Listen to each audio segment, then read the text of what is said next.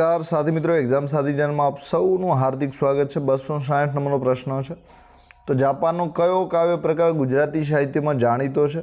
તો જાપાનનો જે છે હાઇકુ જાણીતું છે। શું જાણીતું છે? હાઇકુ। તો સી જવાબ સાચો છે। હવે 261 નંબરનો પ્રશ્ન છે। બહેનનો પત્ર કાવ્યમાં કવિ કોને વૃક્ષોની કવિતા કહે છે? તો આ પ્રશ્ન છે તમારે ક્યાંય હવે પૂછાશે નહીં, કારણ કે અભ્યાસક્રમ થોડો જૂનો થઈ ગયો છે। તો ફૂલોને બહેનનો પત્ર કાવ્યમાં કવિ કોને વૃક્ષોના શબ્દો કહે છે? તો સૂર્યને। કોને? સૂર્યને। હવે કમાડે ચિત્ર્યા મેં ખાલી જગ્યા કાવ્યમાં કવિએ લાભ શુભ અને શ્રી સેવા ક્યાં ચિત્ર્યા છે? તો જે કવિ છે એમણે કમાડ ઉપર ચિત્ર્યા છે। કમાડે ચિત્ર્યા મેં કાવ્યમાં સ્નેહના સાથિયા ક્યાં અંજાયા છે? 264માં। તો આંખોમાં। ક્યાં આગળ? આંખોમાં। સી જવાબ છે। જે શબ્દ નામ કે સર્વનામના અર્થમાં વધારો કરે તેને શું કહીએ છીએ? તો આપણે વિશેષણ તરીકે ઓળખીએ છીએ।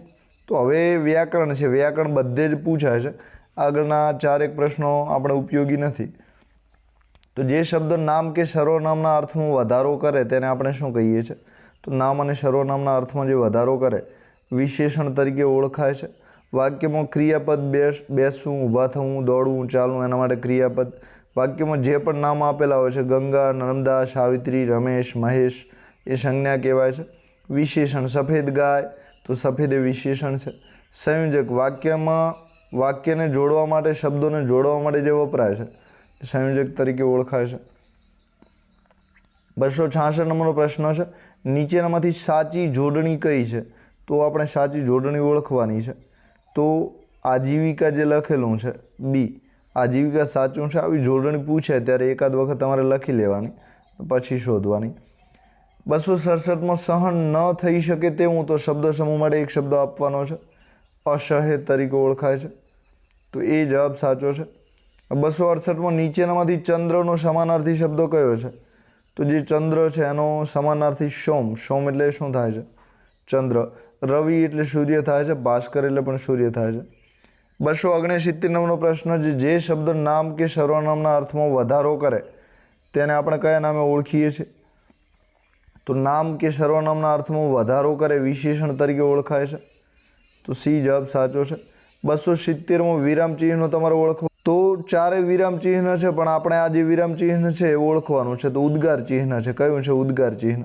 હવે જે પૂર્ણ વિરામ છે, આવું ટપકું વાક્યની પાછળ આવે, પૂર્ણ વિરામ કહેવાય છે। લોપ ચિહ્ન, તો આ રીતે 2026 તમે તારીખ લખો છો અને એમાં આવું જે છે લોપ ચિહ્ન તરીકે ઓળખાય છે। તો દાખલા તરીકે 2026નું વર્ષ છે, તો આ રીતે તમે ઉપર નાનકડું આ રીતે સાતડા જેવું હોય છે, લોપ ચિહ્ન તરીકે ઓળખાય છે। પ્રશ્નાર્થ ચિહ્ન છે, તો આ પ્રશ્નાર્થ ચિહ્ન છે।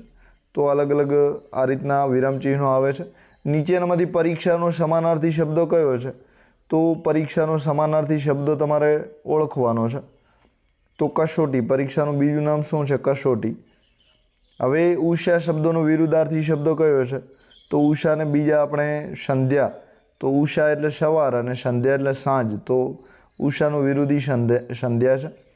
273 આ બસ કયા ગામ જાય છે? આ વાક્યનો પ્રકાર તમારે ઓળખવાનો છે।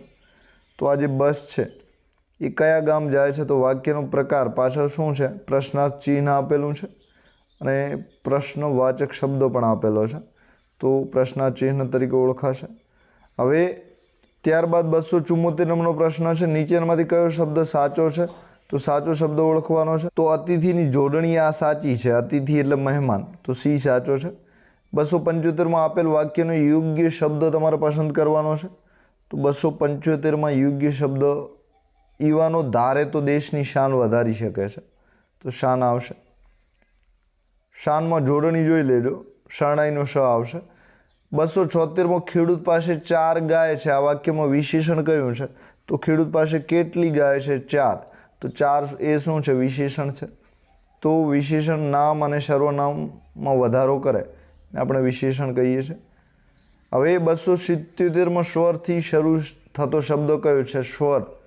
તો ઈ જે છે એ સ્વર છે, ઈ સ્વરથી શરૂ થતો શબ્દ કયો છે? ઇમારત।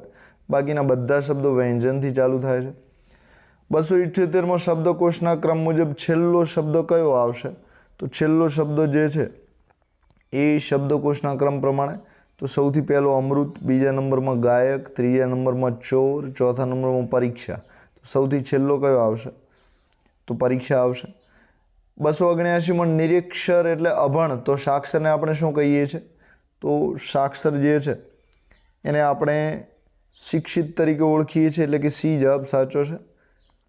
હવે 280 નંબરનો પ્રશ્ન છે, નીચેનામાંથી કયો શબ્દ અર્થની દ્રષ્ટિએ અલગ પડે છે? તો જે અર્થની દ્રષ્ટિએ અલગ પડે છે એ શબ્દો કયો છે? તો ધનિક. ધનિક એટલે રૂપિયાવાળો, પૈસાવાળો થાય છે. બાકી ગરીબ, નિર્ધન ને દરિદ્ર છે બધા ગરીબ માટે વાપર્યા છે, તો એમાંથી ધનિક અલગ પડે છે. 3 એક જેવા છે, ચોથો અલગ છે. 281માં શબ્દ સમૂહ માટે એક શબ્દની આપેલ જોડમાંથી કઈ જોડ સાચી નથી? નથી એવું સાચી પૂછી છે, તો ખોટી જોડ જે હોય એ આપણે આમાંથી શોધવાની છે. તો રસ ધરાવતું, રસાળ. પછી બગલમાં થતું ગુંબળું, તો કાખલબાઈ નવી પહેરેલી સ્ત્રી નવોડા, અને અનાજ ભરવાનો ઓરડો, તો કોઠાર. તો આમાં 281માં રસ ધરાવતું રસાળ કહેવાય છે, બરાબર છે. પણ જે સાચું ના હોય એ આપણે ઓળખવાનું છે. તો કયું સાચું આમાં નથી? તો નવી પહેરેલી નહીં પણ નવી પરણેલી સ્ત્રીને આપણે નવોડા તરીકે ઓળખીએ છીએ, તો બી સાચું. 81માં બી આવશે. હવે 282માં શબ્દ સમૂહ માટે એક શબ્દ આપો, પુત્રવધુ. તો પુત્રવધુ શબ્દ સમૂહ આપેલો છે, તો એને શું કહેવાશે? પુત્રવધુ એટલે તો આપણો જે પુત્ર હોય છે એની પત્નીને પુત્રવધુ તરીકે ઓળખીએ છીએ. તો શબ્દ સમૂહનો જવાબ આપેલો છે, એનો શબ્દ સમૂહ આપણે શોધવાનો છે. એક શબ્દ આપેલો છે, શબ્દ સમૂહ શોધવાનો છે, તો પુત્રની પત્ની આવશે. મહર્ષિ શબ્દની સંધિ છૂટી પાડવાની છે. તો મહર્ષિ તો મહાઋષિ એટલે મહર્ષિ થાય છે, તો કે એ જવાબ સાચો છે. 284માં નીચેનામાંથી કયો શબ્દ અલગ પડે છે? તો અલગ પડતો શબ્દ તમારે ઓળખવાનો છે. તો મહેમાન, અતિથિ ને પરોણો. મહેમાન, અતિથિ ને પરોણો આ ત્રણેય એક છે. જ્યારે યજમાન, આપણે જેના ઘરે મહેમાન આવે છે અને યજમાન તરીકે ઓળખીએ છીએ. દાખલા તરીકે તમારા ઘરે મહેમાન આવે છે તો તમે યજમાન છો અને આવનાર જે છે મહેમાન, અતિથિ, પરોણા તરીકે ઓળખાય છે. તો 284માં ડી આવશે. 285માં તાલાવેલી લાગવી રૂઢિપ્રયોગનો અર્થ આપવાનો છે.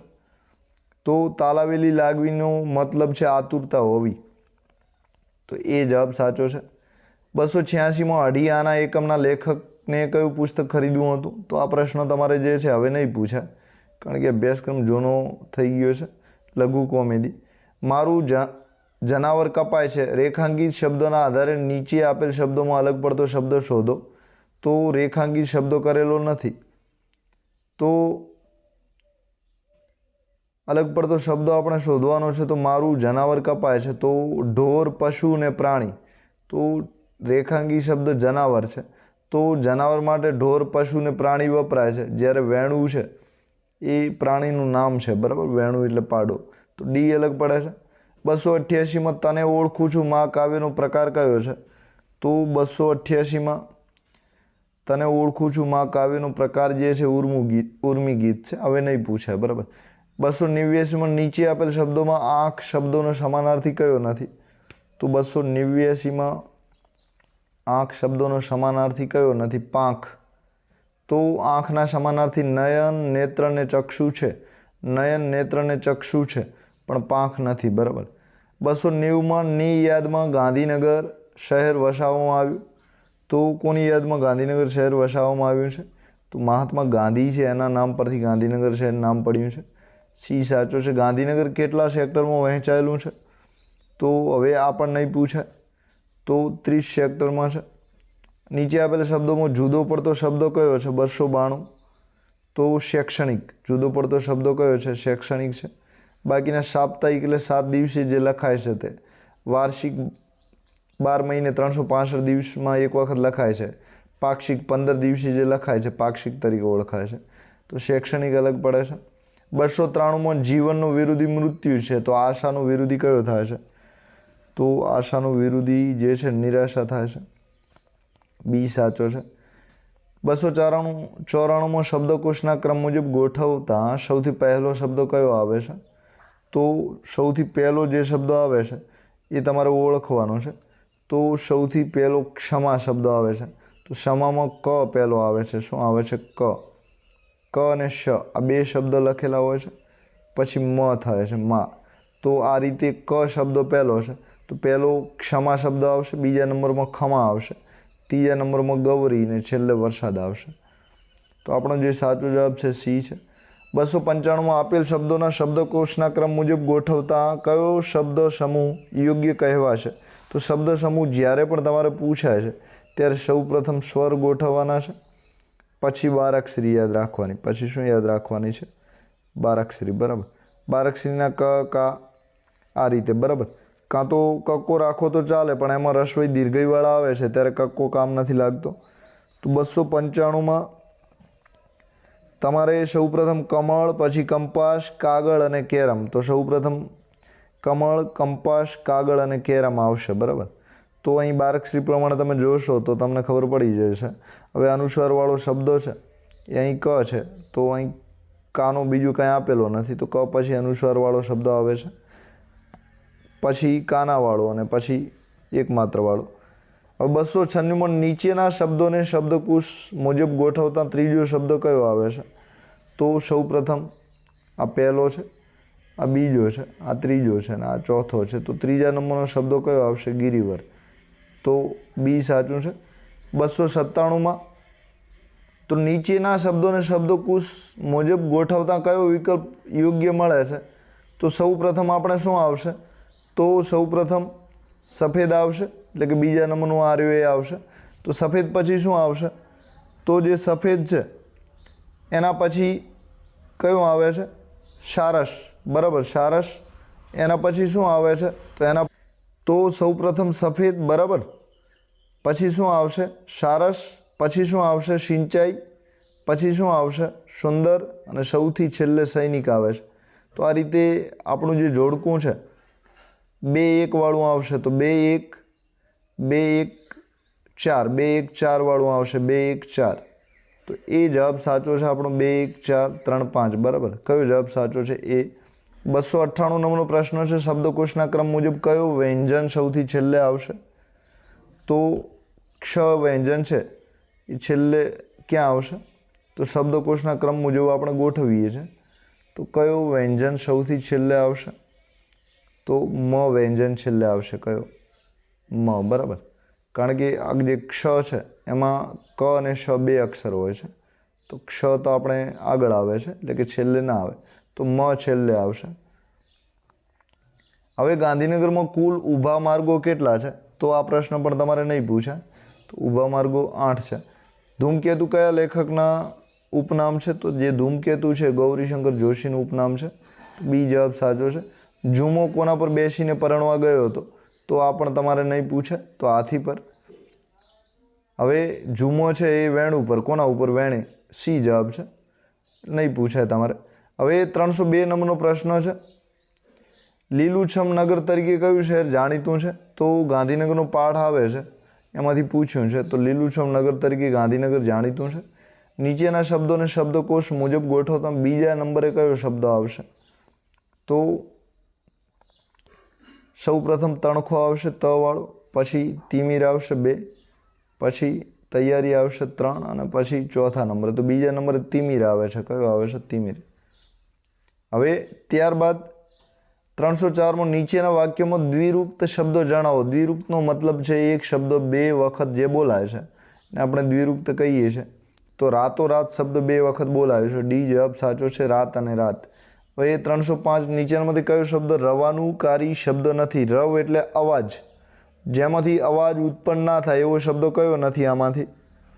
તો જે ઠેર ઠેર છે એમાંથી કોઈ પણ અવાજ ઉત્પન્ન થતો નથી. એટલે કે અલગ અલગ જગ્યાએ વસ્તુઓ કચરો પડેલો હોય છે એને ઠેર ઠેર કહીએ છીએ.